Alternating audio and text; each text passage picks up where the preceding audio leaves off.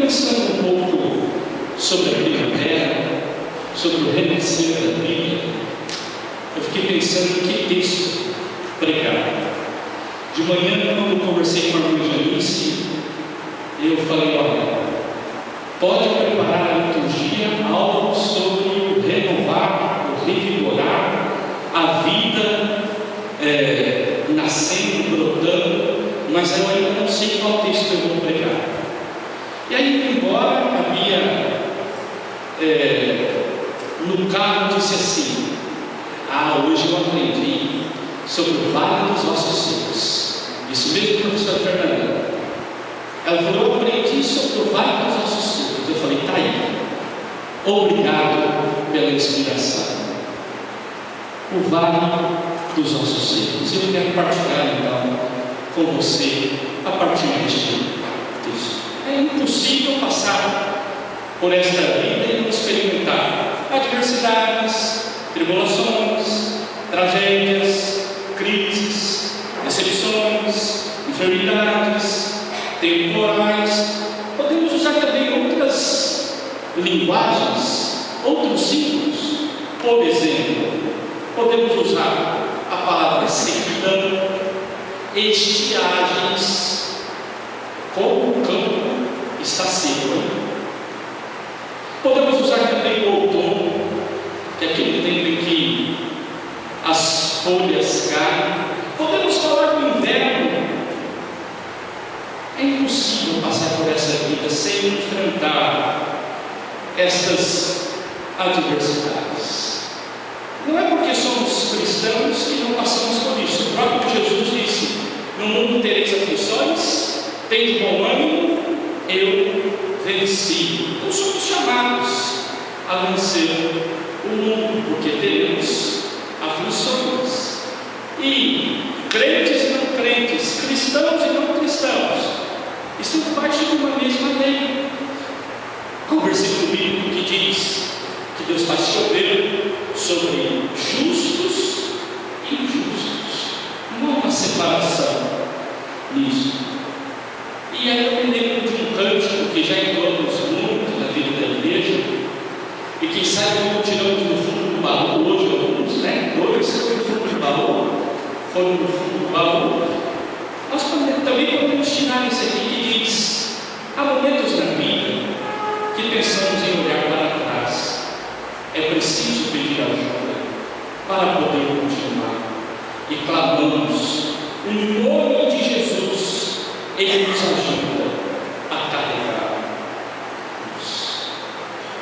O próprio Senhor Jesus passou por adversidades. Eu separei algumas figuras tentando retratar, relembrar. Já no ventre ele passou por adversidades. Lembram que Maria fez uma viagem difícil em cima de um moinho até chegar na cidade de Belém? Quando ele nasce, berço dele é uma manjedoura, num lugar onde ficavam os animais. Ele nasce e passa pouco tempo, há uma perseguição, e ele e seus pais precisam fugir da morte. Nós não temos relatos, pelo menos na Bíblia e no cânon sagrado, que fala da infância de Jesus, mas ele enfrentou as mesmas lutas que eu e você enfrentamos na infância, na adolescência, no início da juventude. E aí, quem sabe, os desafios do aprender a orar, os desafios de estudar a Bíblia. Naquele momento aprendia-se o ofício do pai. O pai dele era um carpinteiro e ele também teve que viver este tempo de aprender uma profissão. Se entrarmos propriamente dito no ministério de Jesus, o ministério de Jesus começa com uma grande tribulação, com uma grande adversidade. Ele vai para o deserto para ser tentado, e lá no deserto ele é provado, e aí então inicia o seu ministério. Mas quando vemos também o término do ministério de Jesus, quando ele está encerrando o seu ministério terreno, nós vemos ele no monte, no chamado Getsemane, e lá ele ora, dizendo: Senhor, se possível, afasta de mim este cálice. Se o próprio Jesus enfrentou todas essas adversidades na sua caminhada, é incorreto a gente dizer assim: o crente está isento deste problema. O Salmo 23 é o salmo mais antigo, mais conhecido, e ele diz assim, num determinado versículo: ainda que eu ande pelo vale da sombra da morte. Ele parte do pressuposto, ele indica possibilidades de se enfrentar o vale da sombra da morte. Por isso todos nós, cristãos ou não, enfrentamos adversidades na nossa jornada. O inverno passa pela vida de todas as pessoas.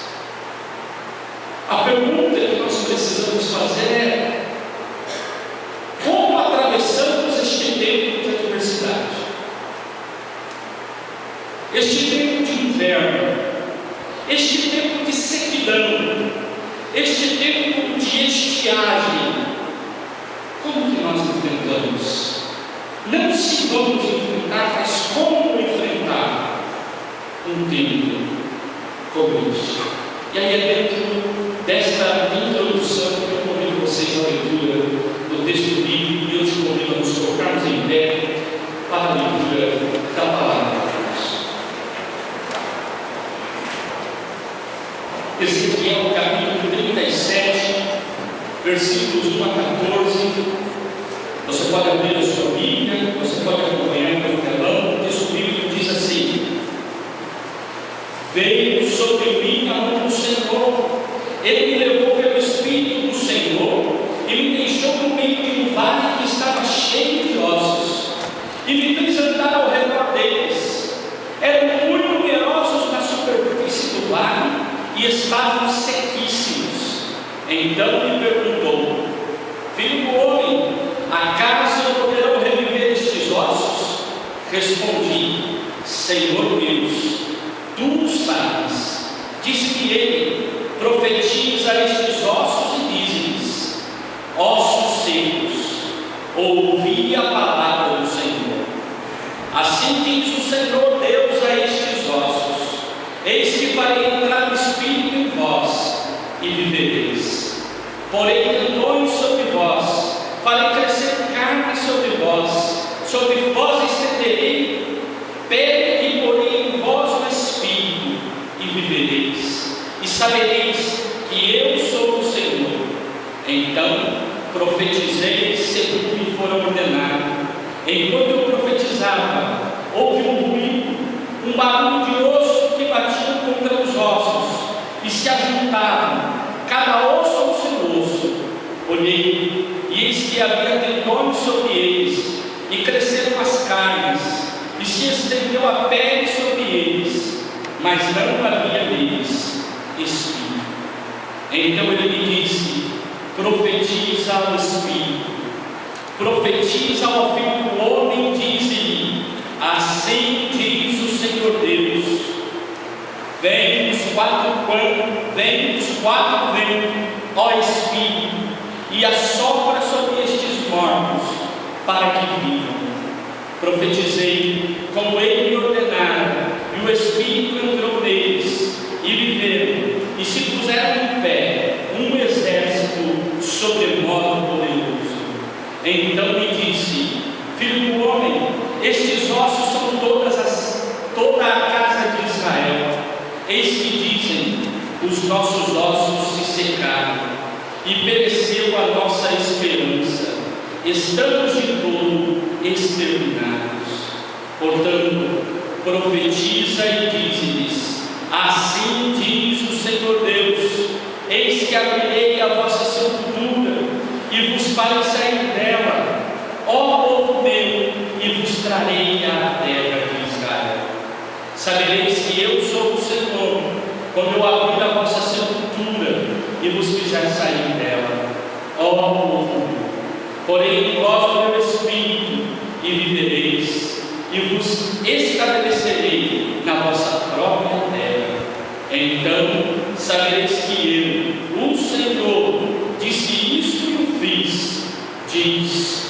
o Senhor.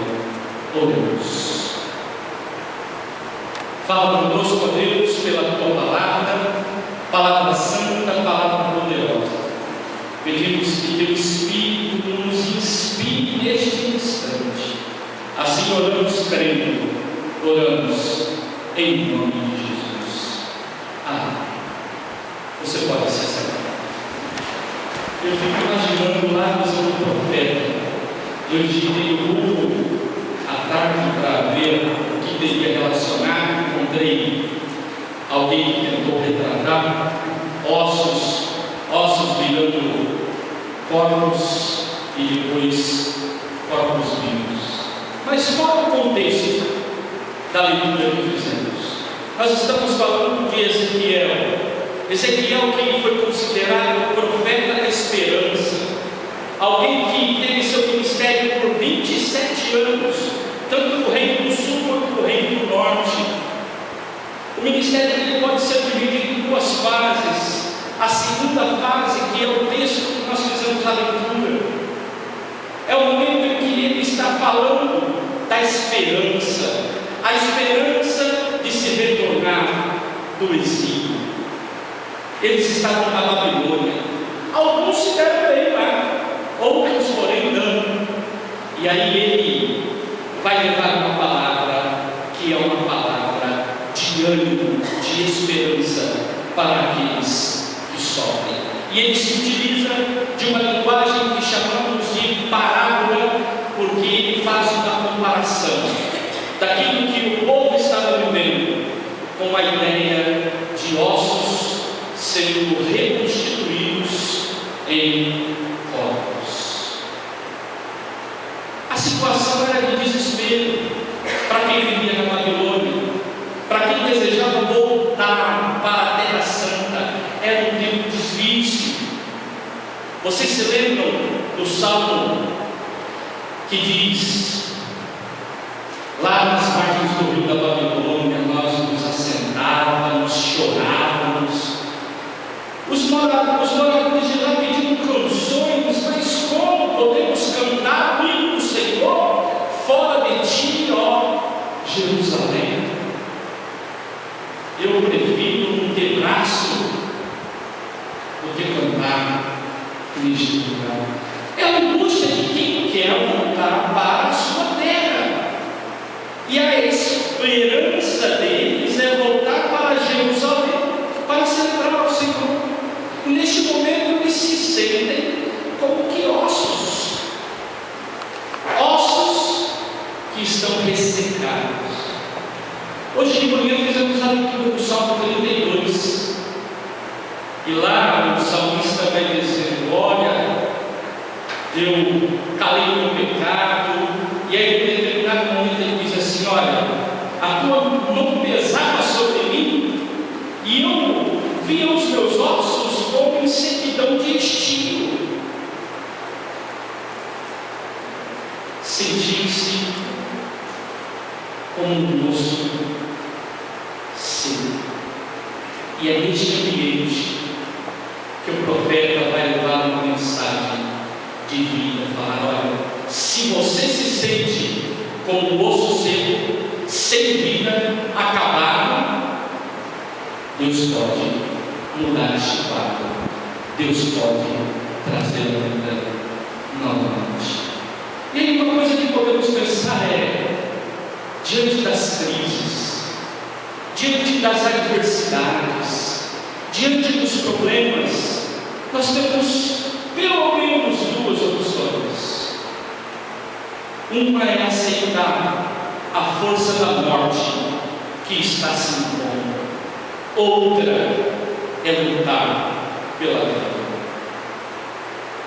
Ou aceitamos a situação de morte e abandonamos e dizemos: não há solução, ou nos posicionamos de forma esperançosa, dizendo: Deus pode mudar este quadro, porque Ele é Deus. E o profeta então vai transmitir uma palavra de vida, vai dizer para eles: olha, apesar das circunstâncias, vocês precisam de olhar com os óculos da fé.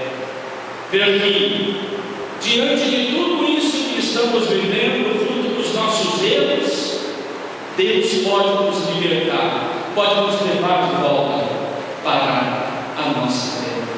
Em momento de desesperança, o profeta é levantado por Deus para levar esperança ao mundo. Momento de morte, em levar vida.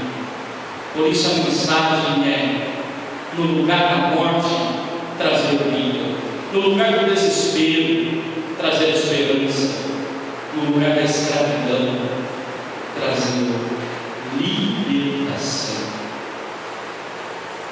Quais os sinais de morte que nós temos na nossa sociedade?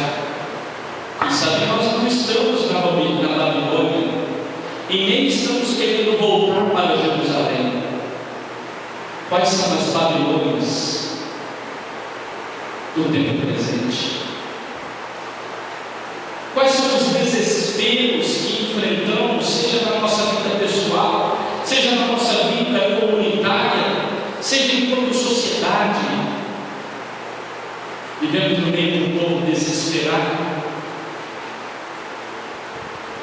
Há uma mensagem de esperança. Vivemos num mundo de escravidão. Existem pessoas que são escravas de algumas coisas e precisam de libertação. Seja nós mesmos que precisamos de romper com algumas coisas, seja a nossa família, alguém da nossa família, alguém da nossa comunidade, alguém próximo de nós que esteja enfrentando a escravidão. Há uma mensagem de libertação. Diante desta mensagem, nós precisamos de refletir um pouco. Nós temos passado por momentos de desespero, e aí eu quero que você pense na sua caminhada. Há áreas da sua vida que tem sido difícil olhar com esperança e saber que o povo também, depois de muitas décadas, estava desesperançoso. Mas a Bíblia, através deste texto, diz que Deus não nos abandona. Nós podemos até sofrer com as adversidades,